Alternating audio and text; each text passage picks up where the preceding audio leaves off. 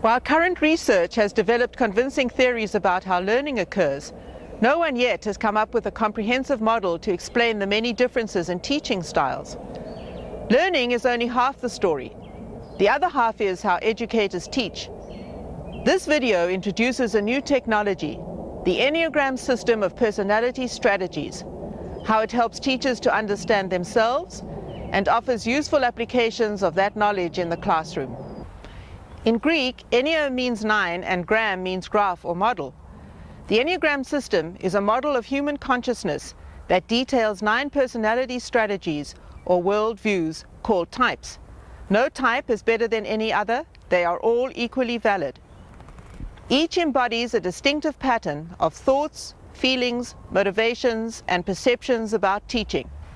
In the decades-old hierarchical system, it is the educator's job to impart content and material in the same way for all students, as if one shoe fits all.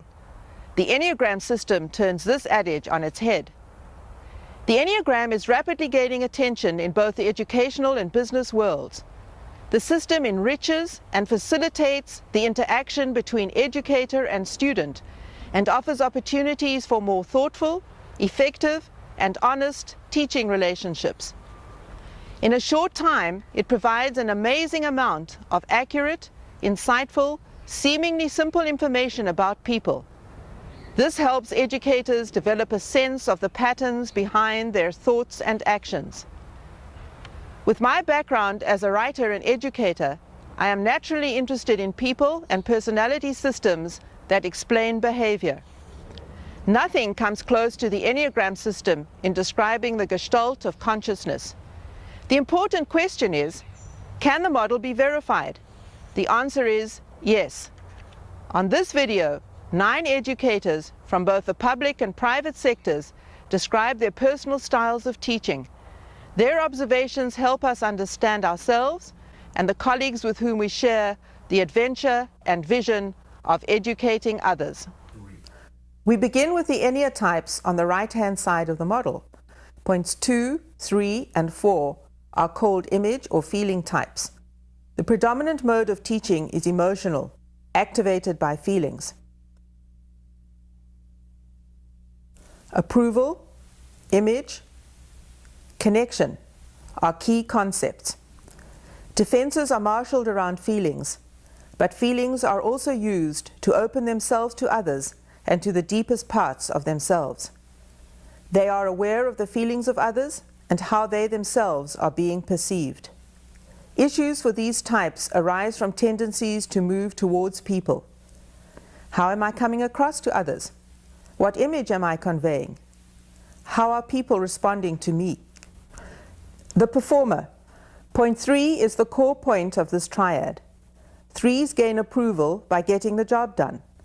Presenting the most favorable image, becoming the stereotype of what they do, focusing on tasks, helps performers do the job. Plan my lessons, and I think of teaching in terms of lessons. So order and structure and organization is all terribly important to me because it's a way, I believe, ultimately in education of getting those skills out to those kids in a reasonable fashion. But then as soon as the summer comes, I don't have any order or organization anymore, and it's very hard to get any tasks done because that's when the essential me happens. The essential me happens. This other me that is that I've learned how to do and feel comfortable doing and is now habitual happens during the school year.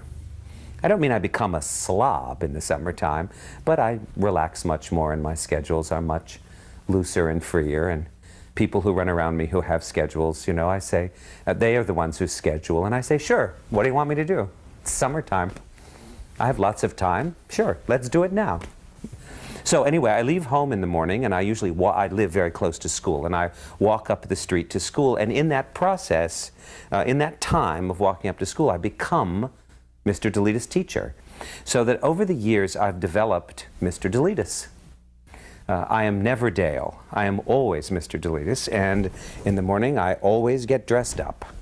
I wear a shirt and a tie every day as a kind of teaching uniform that actually separates me from them and gives me an element of formality that allows me to have some authority in the classroom.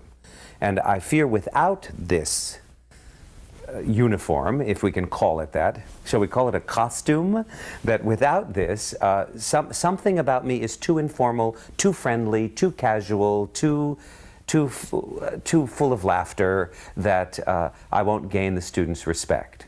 But as I say, I'm very much, and I hope this doesn't sound too egotistical, but I'm very much the center of my own teaching. And I feel comfortable with that, and I enjoy that, and it's fun. And for me, the excitement comes in the interaction that goes on. So I'm very present in my classroom. Some would say, I suppose, that I talk too much, and I worry about that myself sometimes. But I'm very much there. I direct things. I keep the discussion going. I set up the lessons. I set up the pieces that we'll do during the course of an English class, say, and I get tremendous satisfaction from the interaction that goes from me to them and back to me and from them to each other. A failure of my teaching, I would say, is that I overdo it, this being so present in my classroom. Because I love to talk, and because I myself love the feeling in myself of energy about an idea, and excitement about some new perception, that I tend to go on at length.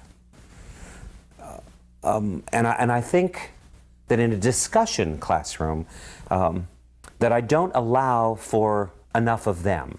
I try very hard. I ask a lot of questions. When answers come, I applaud those answers. I'm enthusiastic and positive as new perceptions come up, even if they're perceptions that perhaps I've thought of a long time ago myself or heard other students give. So it's not as if I'm giving the dramatic lecture ever. There's always this exchange, but I think the exchange, failure. The downside of it, the disadvantage, is that some students then, yes, this is it, can become a little lazy in my classroom because they know that if they don't come forward with the energy, I will, because I can't stand silence in the classroom. If I can take students through a process and feel that they've got it at the end, then that's what's important to me. And I'm the one who judges that. I don't need a department chairman or a principal to sit in my class, or parents on Parents' Day to say, oh, just great. I don't need that. Maybe I needed that along the way in order then to feel confidence, but I much more believe it's my setting up the environment, my planning the tasks, my putting the curriculum together, my deciding on the sequence of poems that leads me along, my developing those lessons that get the performing student from a lack of confidence to powerful performance. It's my following that process for myself that is my approval. The giver. Point 2 gains approval by meeting the needs of others, by making themselves indispensable to others, by becoming the image of what is needed. Givers ensure approval for themselves and so get their own emotional needs met. My needs in the classroom are approval and enthusiasm and, I hate to use the word, but love. I am there because I know I can elicit enthusiasm. I know that I can give a large number of the students a exhilarating 45 minutes, time out in a way, time when we are sharing something that is exciting and new and moving and beautiful.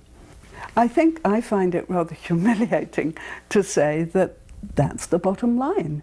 The fact that that you're popular, the fact that they tell their parents what a wonderful person you are, the fact that you get bouquets at the end of the year. I mean, these are peripheral in a way, but I'm afraid that they are the signs and symbols of a need to be loved is really the thing, admired. I'm not sure what motivates the need to give. It's something that I've actually recognized quite overtly in myself from a very, very early age, that my role was to be the one who gave. And I know that in the classroom, rather disgracefully in a way, my subtext was to be loved, to be popular, to be successful. In a classroom, I think I do encounter each child with a somewhat different persona. It's obviously more marked when you have them alone as in a conference or something of that sort, because then you really become their servant. What they want to convey about their writing or about their problems in comprehension, you are enabling them to process. In the classroom, I often had the experience that I was juggling, and that there were a large number of balls in the air, and that you had to be very careful about the balance, because the great enthusiasm that you might express for that very eager person, who was usually a girl, over on one side, might be too gushy, too sweet, too silly for the resistant boy, perhaps, over on the other side. And so you had to sort of be all things to all men. I considered every lesson really as if it were a dinner party I was giving, and the children were the guests, and were to be treated with the utmost generosity and courtesy. All this takes all the energy I have. I mean, it's living. It must be what a dancer feels in dancing or a singer feels in singing, is what I'm supposed to be doing. So the reward is just that, is doing what you were made to do. It's flattering, and that's not a very nice word to use, but it makes you feel good. I feel that you're on stage. The classroom is a stage, and that you owe your audience, your 15, 20 kids, all that you've got, just as much as an actress does on stage. I felt stage fright at the beginning of every morning. I felt that elation after a class, even sometimes after a not very good class, I think. I think the sort of éclat of being, of stirring enthusiasm, of arousing interest, of getting people engaged. And what I felt about acting, and I felt about teaching too, was that it was business of giving, that you were actually giving people a present. And I couldn't do it. I didn't think I could do it. I don't think I could have done it with the big stage of a theatre, but I jolly well did it with the little stage. The tragic romantic. Point 4, aware that something is missing, seeks meaningful connection. With meaningful connection comes appreciation and approval for their unique gifts and creativity. Gifts that I guess I feel I bring to the classroom is a gift of myself, in that I think I'm a little bit different than many teachers. I definitely have a passion for the art form. And I like to think that because my love for young people comes across to the students, and I like to think that they enjoy coming into the room. Students will say lots of things about me. They'll say I'm a good guy, they'll say I'm a grouch, they'll say they will say I'm a very talented musician, they'll say I'm a gifted teacher, they'll say I'm a taskmaster, and they'll say I'm fun to be around at the same time. You know, I care about the students and try to get to know them beyond the traditional teacher-student relationship. Sometimes it gets me in trouble because they feel comfortable enough with me to let down some of their behavior or mannerisms in which they would treat, you know, the other teachers. Boundaries are something. The only thing I knew about boundaries is that they were something I used to violate in other people. And now I'm starting to realize that I need to learn all about setting boundaries. And I think that I do, you know, really have this yearning for a connection with students. I like to be liked. And I care enough about the students to go after them in ways that might be uncomfortable for them. If I think that they really want to learn, then I'm not shy about really going after them. It's also nice to, you know, have the students appreciate your efforts, and I don't seem to be very good about that. When I do get appreciated, and which I do often do, I'm a little uncomfortable with it. You know, I kind of try to deflect it and, you know, say. So it's really a funny place to be, in that I really have this yearning for recognition and acknowledgement, because I feel like I give so much of myself, and oftentimes what I get back is neglect, you know, if not sometimes outright abuse. However, I do, you know, I like to play with the kids because I think the way that we learn best is to emulate and role model. So I do play with the kids a lot, because I feel like if I sit down and play something for them, they'll understand a whole lot better than if I try to verbally describe. And, you know, it's just picture paints 1,000 words. A musical example, you know, speaks 1,000 thoughts, or something like that. I do get extreme emotional satisfaction from seeing young people grow. Sometimes it all comes together, quite often actually, and it's just a tremendous feeling of, it's very blissful, you know, that you see the students, they actually get it. What an honor and a privilege it is to, you know, have help that facilitate them getting from, you know, point A to point D, or even G or H in some case. And then they get excited and, you know, want to pursue that on their own. And it's a real treat to have, you know, been of service in that capacity, and we take a great deal of pride. Sometimes I get pretty emotional about it too. And, you know, there's always the yearning for, well, what else could I do? In other words, yeah, it was a good class and the students really grew, but, you know, I missed this point, and, you know, I'm not maybe getting them to play with enough emotion, you know, or maybe I'll go after the emotion one day and they'll lose the form, or they'll play a lot of inappropriate pitch choices. I take it very personally. I'm not happy about that, but it just, because I give so much of myself, I don't have a reservoir of patience. You know, I just take it very personally when the kid is making this noodling noise, or hasn't returned the CD, or has forgotten to bring their music, or has forgotten to show for a concert. I feel like I give of myself so much in the classroom and outside of the classroom.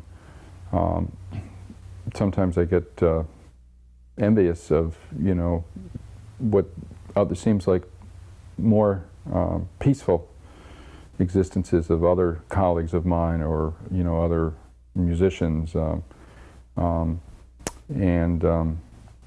it's just that feeling of like, how come I can't have that, you know, or I'm a good person, you know, why can't I just teach a normal load or something like that, as opposed to being, you know, so driven and stressed out by, you know, teaching so many classes and managing such a huge program. We now move to the Enneatypes on the left-hand side of the model. Point 7, 6, and 5 are called mental types. The predominant mode of teaching is mental. The realm of the mind is where they feel most comfortable. Imagination, mental argument, seeking interconnections among ideas are key concepts. Living in the imagination, conceptualizing, fantasizing, analyzing, forming contexts, and synthesizing are all based on mental activity. Issues for these types arise from tendencies to move away from people. Escaping into the imagination, thinking through the hard questions to build a fail-safe argument, investigation. The loyal skeptic. Point 6 is the core point of this triad. Sixes scan the environment for hidden dangers. Being skeptical, seeking certainty, allows the six to feel more secure. The primary mental activity is thinking things through. The fallback position is to rely on logic and strength of mind. Yeah, my classroom is quite mental in approach. Yeah, I'm very, I'm into their thinking and thinking clearly. Yeah, what I try to do is through dialoguing and getting them to interact with the thinking. In other words, I try my classroom, I'm getting different people to put forward one argument and somebody else to put forward a slightly different argument, and picking up the arguments from each of them and having everybody try to deal with the argument of, well, why would you deal with this argument or this counter-argument, so that you end up with a clear conclusion drawn from different perspectives. But I would say probably the people who would have most difficulty in my classroom are the people who have kind of learned this idea that I'm one of these people who can't think, who likes to have it put out there in front of me. I mean, I have people right to the end of the year who say, could you say that more, who want me to dictate the question and then dictate the answer. And think it's unfair of me not to do so. And they're still telling me I'm unfair right at the end of the year. Yeah, my communication style is questioning. Is trying, in other words, I'm forever trying to come up with better questions so as to get them thinking more. I'm trying to get them to come up with questions that are reveal more thinking and more, I suppose, good skepticism. So I'm forever verifying that, you know, okay, here's what I was trying to show you. This is how I thought this showed it. Is that how you saw it? What happened when it got to you?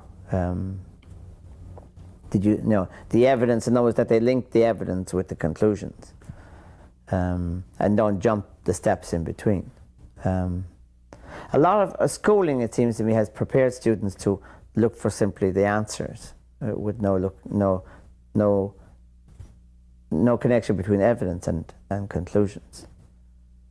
So I'm skeptical that simply because I've given them the evidence that they've reached the appropriate conclusions. I want to make sure that they have. Sometimes in pulling them in, they feel I'm treating them terribly suspiciously. And that's where it becomes a difficulty, is that how to pull them in and bring their attention in without kind of setting up a case of I'm accusing you of not paying attention or whatever.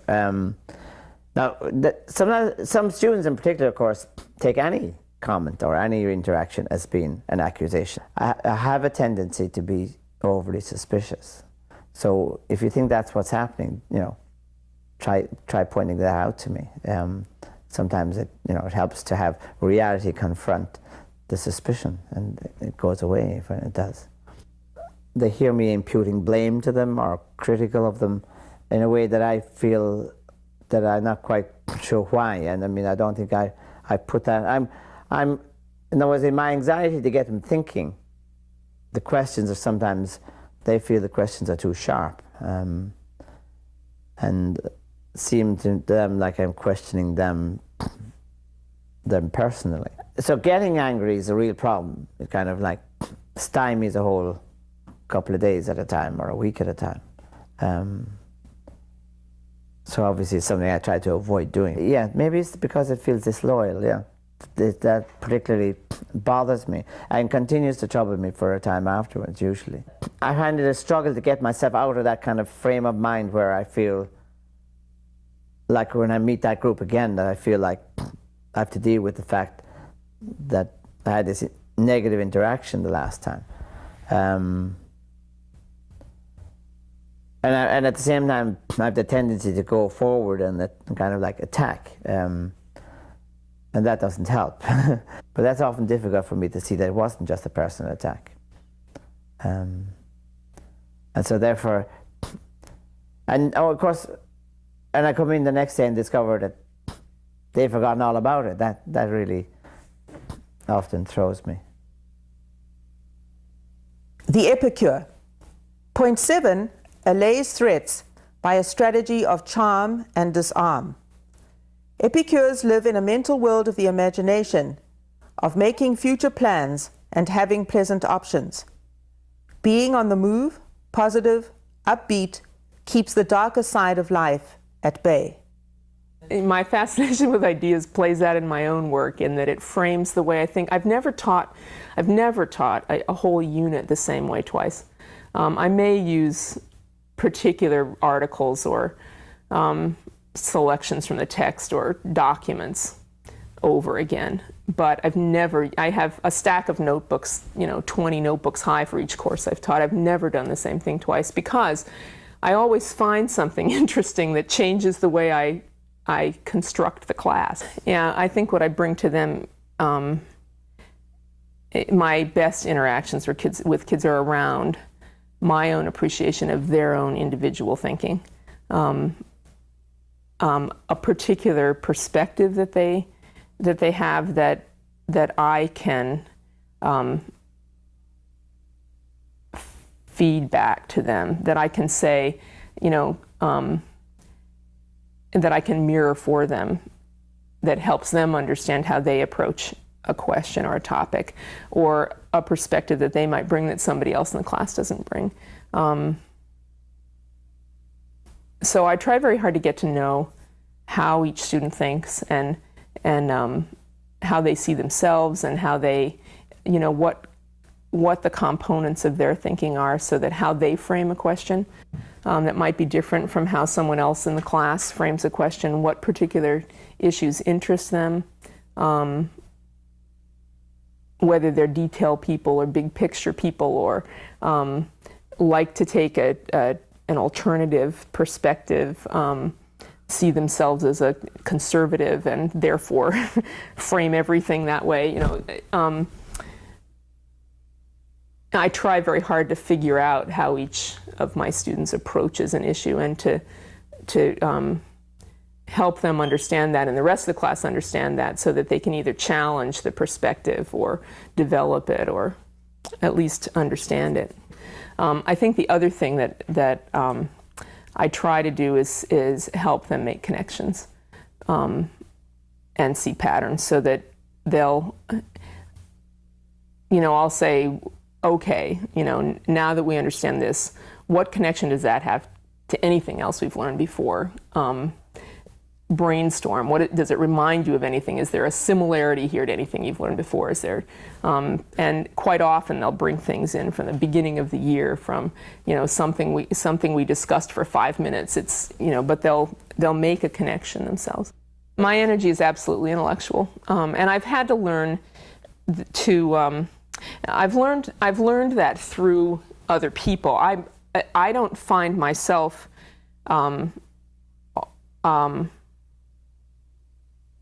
How do I phrase this? I'm comfortable with my own energy level and I operate there well, but I do know that I'm too fast for lots of people. And when I find that happening in the classroom, the kids will let me know that they don't understand that I have to slow down, and I'll slow down. Colleagues have an emotional response to this. They feel as though I'm bulldozing something through, or I'm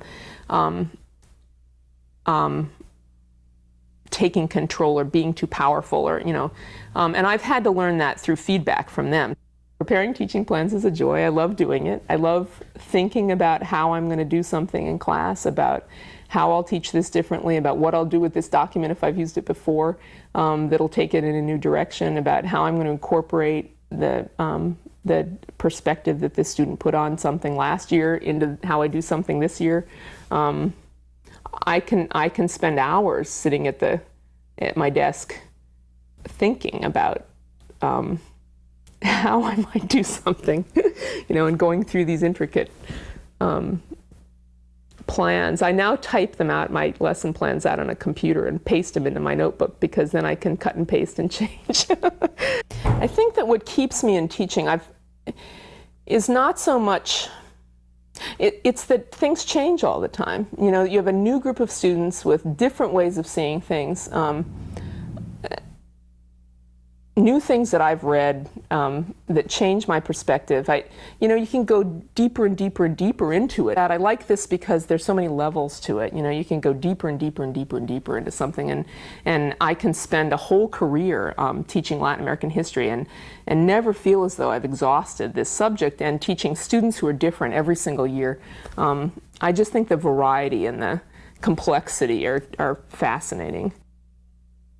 The observer. Mental activities allow point 5 to keep order in a disorderly world. Through acquiring knowledge, creative thinking, finding the key idea to unlock the big picture puzzle. Security is gained through living in a mental world where ideas interconnect and universal truths can unfold. You know, I connect with people in order to find the answers together, you know, and that's one good thing about working with students, because they're in the process of finding answers also. You know? And while they may begin with, you know, with packaged answers, the answers borrowed from their parents or whatever social institutions they've been connected with in the past, that in the process of being in the classroom, looking at books together, reading newspaper articles,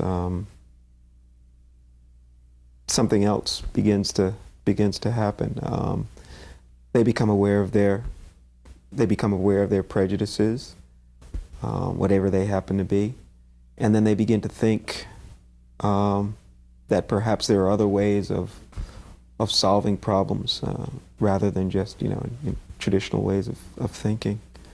For me, the thing about knowledge is finding other ways of looking at a problem, and that, I guess that's what I try to do when I'm in a classroom.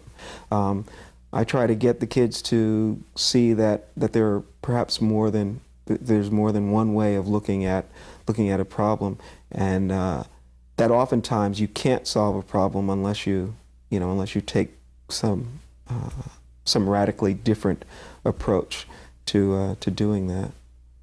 Preparing teaching plans is very difficult for me because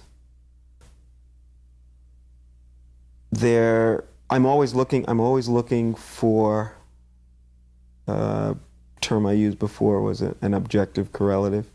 I'm always looking for that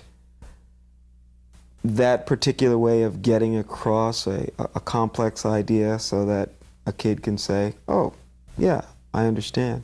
And that's not easy to do because we're so used to thinking, I think, in very conventional ways that it's difficult for kids to think any other way. One kid could give me an idea and I will respond one way to that idea, and another kid will give me what I consider perhaps to be a less sophisticated idea. And while I don't mean to say, well, that's unimportant, because this idea over here is more intriguing, I will, I guess, you know, I've been told that I have a tendency, well, why don't you respond, you know, that person said something and it's like you're not hearing me or something. And there was a point in time when I was so stone-faced because I really tried not to discriminate between the ideas that kids were, trying to communicate. They would say, why don't you respond? And my response was that, well, if you say something and I don't like what you say, and I tell you that I don't like what you say, and that person over there says something, and I tell that person that I like what he or she said, then isn't that going to make you feel as if your idea is discounted? And rather than my saying something like, well, all ideas are equally important, I guess one way of trying to deal with that is to say, okay, well, I'll listen to your idea, but I'll just nod my head, and when you're done speaking, I'll listen to another person. And but that's not the way I like to teach anyway, because one of the things that I would rather do is I would rather have the kids talking to each other rather than talking to me. And I oftentimes have to remind the kids that, well, say it to that person. You don't have to talk to me. I'm really just kind of here to listen to what you guys have to say. And I think that's empowering for kids. Certainly, kids know I approve when I give them grades on a paper. I usually put if I see a really good idea on a paper or something like that, I will put I'll put a check in the margin, or check plus or check or something like that. I think the comments that I put at the end of the page or at the end of a paper suggest that these ideas were first-rate ideas, that I saw that you were struggling to create, to synthesize, something like that. Silence, I think, when I ask a question, and I know that I have kind of led them down a path which makes it impossible for them. I mean, they feel that it's impossible to answer the question with a simple yes or no answer, and that the silence is kind of a signal that they have to think about it. The three Enneatypes at the top of the model, points 8, 9, and 1, are called instinctual types. Intuition, gut feelings, and nonverbal information are important in all their interactions and in how they teach.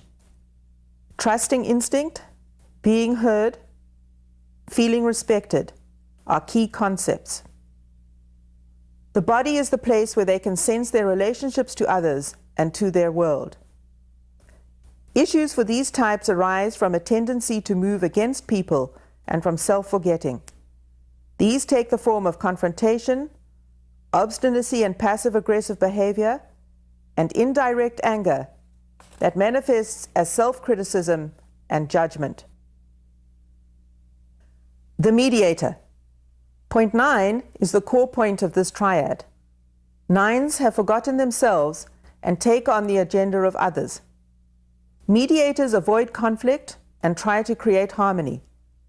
Reluctant self-starters, their energy and actions are motivated by an outer agenda.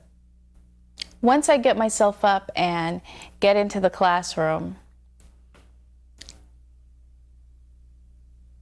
it's the expectation of the kids that gets me moving. I mean, if they were fine without me moving, I probably wouldn't move. If we could just all just get along there and just, be happy in the room together without doing anything, I probably, it's not that it's their expectation that really gets me moving, gets me planning. I know that they are really excited about this, so I need to get this ready for them. What I look for in my students is movement, energy, enthusiasm, and a willingness to get along, to get along with people. The ones I like better are the ones that are just really nice. I have a need for niceness. The nasty ones I don't like. That's not true, I like them. I just want to unnasty them. But I look for, creativity and sparkle and movement and excitement. I want them to be moving around. And I mean, they're kids, for God's sake. They sit too much. I can't imagine being in the 8th grade and never, they don't even have recess anymore. I mean, can you imagine expecting 13-year-olds to just sit for 6 hours a day? That's why my classroom is a mess, because there's always 9 or 10 different things going on in the room at the same time. And if you start putting them away, you just have to take them back out again. I mean, they're all happening. It's not like we're done with one. They're all going on. And so,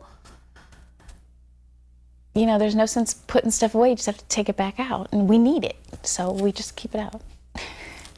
When I feel good in the classroom, when I feel like I've had a successful day, is when everybody is working together. Is when, because TV production is a group activity. You can't really do it by yourself. And even on the instances where there's, a bunch of people working on a bunch of different projects, it's like there's certain days when everybody is just into it, nobody's distracted, nobody wants, is more interested in writing a note to their girlfriend. Everybody is just really excited about what's going on. And those are the days when I feel like I've been successful. And it has more to do with them, and their movement, their interaction, than it does to do with me. Because a lot of times when I've had the best days, I say, go. And I just sit there and watch, and they, run around, go back and forth, and, do what they have to do, and it works out great. I really pride myself in getting along really well with my students. I know that I have students that are problems that other teachers cannot even, they just don't even want to see them coming. And they'll see me in the hall and they'll go, "Hi, Miss Bryant," they're all sweet. And I have a really good rapport with them. And I think that it's because they know that I love them. The thing that distracts me most in the classroom is when the students start to go after each other. They start making those little snide remarks at each other, or one is picking on the other, or, that is the thing that can just get me totally distracted. Because it's so important to me that there not be conflict between them.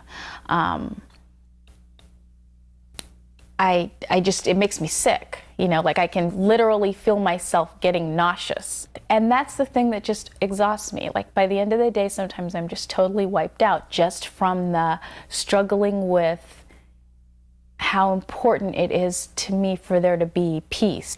I get angry in the classroom when there's meanness. And I tend to try and be really responsible with it, but I let them know it's there.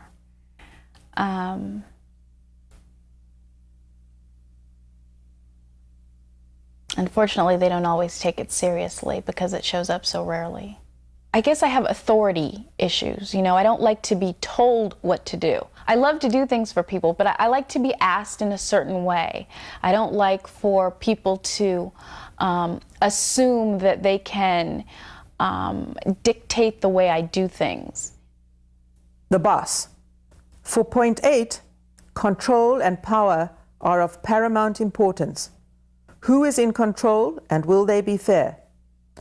8s have a bulldozer head, take charge energy.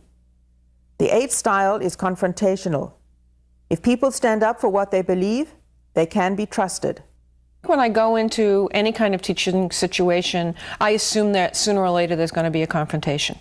And it doesn't disturb me that that's going to happen. In fact, I kind of look forward to it because I feel like the person who will confront with me oftentimes are the ones that learn the most and are usually the ones that open more quickly. So for me, confrontation isn't a negative thing, it's a positive thing. I look for it in people. People who withdraw from me and don't come towards me, I find more difficult to work with. And will sometimes keep poking at them and poking at them until they will come towards me. And everyone does confrontation different. So, but I'm comfortable with it. I don't get particularly upset with it. I find it exciting. I mean, if a student doesn't get motivated on their own, I have been known to have been called a little bit aggressive on that part, where I will do some pushing. I will even move to confrontation in order to get the juices flowing. Like if the person really feels subdued and I know there's something there and they're not willing to come out, you know, I will push. I will push. You know, and I think as I've grown older, I don't push as hard as I used to because I think it can be damaging, but I think a little pushing doesn't hurt. Fairness in what works. Fairness in what works for the growth of that individual is what's really important to me. And I will, you know, really do what it takes to support that happening. And, you know, if I really feel a connection with a student, God knows what I'd do. You know, I mean, I'll bring parents in, I will bring whoever it takes and the authorities in and try to work with them around creating a place where that student can work to really better themselves. I had a very difficult time in conventional education and didn't last very long actually because I did like to make my own rules, and I also felt that some of the rules that were set for the students were non-productive. And I feel that people learn in different ways, and certainly I did, and that I always thought rules were made to be broken. And it was difficult kind of holding the structure of that as a teacher and believing that too, because certain rules, of course, have to be followed. For me, authority is fine if it's in alignment with me. If it's not in alignment with me, in other words, if their values and their ideas and not so much how they do that, but their values and their ideas, if it's not in sync with me, I have a very difficult time with that. And I'll keep confronting it in hopes that sometimes it will change. And that's been a downfall for me, because I realize that some authority, no matter what it is, like the public school system, isn't going to change. It's going to be the way it is. I think my anger in the past, and still sometimes in the present, has been perceived by some people as being abusive, and I think actually it was. I think that there was a time when there should have been an end to it, that moving beyond where I moved to was overkill. And I, have had to spend a lot of time saying I'm sorry in my life. And a lot of it has to do with the passion I feel, about a certain situation, and will get too carried away with the emotional part. And also I don't realize that for most people confrontation is a scary thing, because for me it's not. And it's not meant to be. I mean, when I'm confronting, it's because I'm defending a belief system, not because I want to hurt the other person. But it comes across sometimes as hurting the other person. So I've had to say I'm sorry. A lot. The issue around vulnerability in the past for me has been feeling exposed and feeling very fragile. I think most people perceive me as powerful and strong, and if they ever knew that inside was this little mush ball, that they would understand that when I am being vulnerable, it's a very tender place for me. It's a very tender place for me. It used to be very difficult for me to move there. In fact, I would only move there with certain people. Now it's much easier, because I've found the place inside myself that no matter what happens, it's okay. And because I am perceived as often strong and unhurtable, people will come after me when I'm in that space of vulnerability. And for a long time, that's why I wouldn't do it. And now it's like, it's okay. It's okay to do that for me now. And if they come after me, they come after me. But I'm not willing to give up that part of me because I think it's an important part. And I cherish it. The perfectionist. Point 1 is concerned with morals and ethics. One's interact with the world by striving to measure up to inner standards of perfection. Zealous righteousness underscores communication. When I'm teaching, when I'm preparing, actually when I'm doing anything in my life, there is some inner voice always directing me to do it as well as I possibly can. I sometimes feel burdened by that voice. I have on occasion called it my demon and would not mind at all if someone could help me exorcise that demon.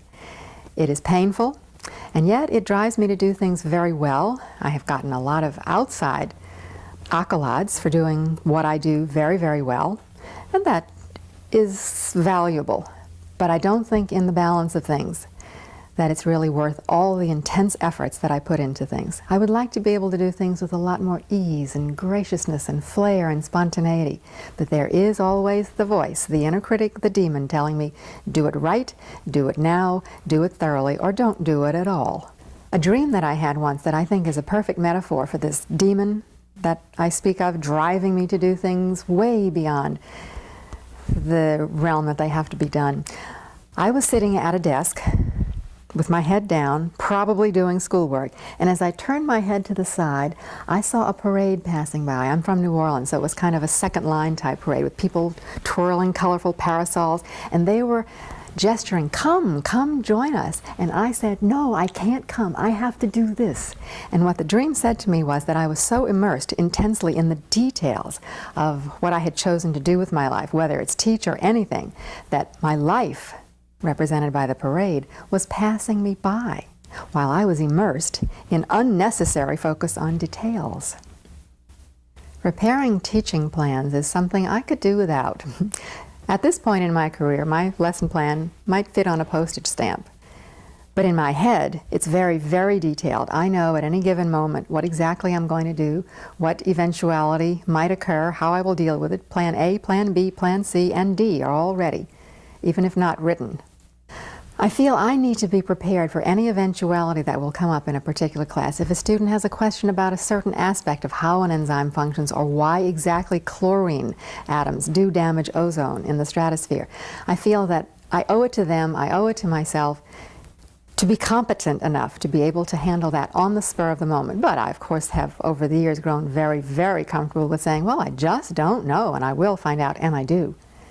Promises that I make are very, very important. If I say I'm going to do it, I will.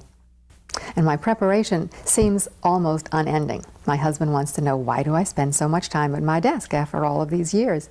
And it's because I feel I owe it to myself and my students. What makes me feel so strongly about willing students to learn anything that I'm teaching, but especially now that I'm in the life sciences and environmental science as well, is some conviction that there is a bigger scheme here, that there is some really important part that each of us has to play in treasuring life and in keeping life processes going on Earth so that the degradation that I see as a possibility doesn't set in. Some students who aren't with me yet in appreciating the exquisite beauty in natural processes sometimes feel that maybe there's a bombastic nature to the way I go about what I'm doing. Maybe I work too hard at convincing them. It's almost as if I were to take them by the shoulder and say, you will see this, won't you? And more often than not, it works. I can say it honestly. I want 100% of my students to treasure what I treasure for their own good and for the good of life processes.